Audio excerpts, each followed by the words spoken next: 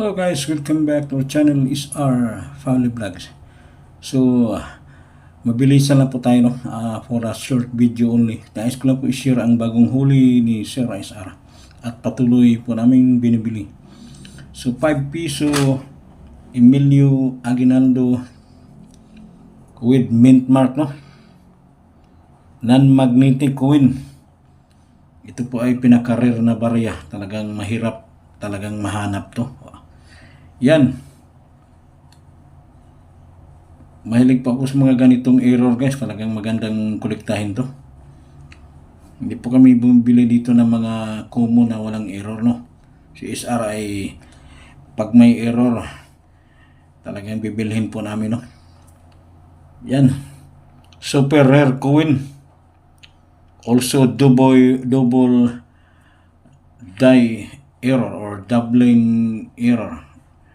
So sumuna kunti para malinaw sa mga baguhan, Yan.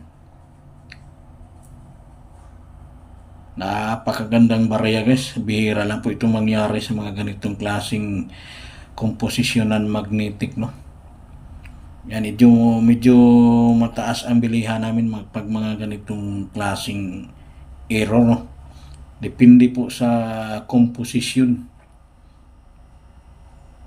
Ito po ay non-magnetic nickel brass komposisyon, Sa reverse, so walang error, normal, Dito lang po sa mismong baba ni Emilio Aguinaldo saka yung sa dulo ng ilong niya,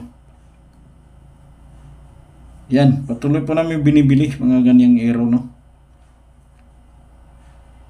Kahit walang mint mark o may mint mark, basta may error. Yan.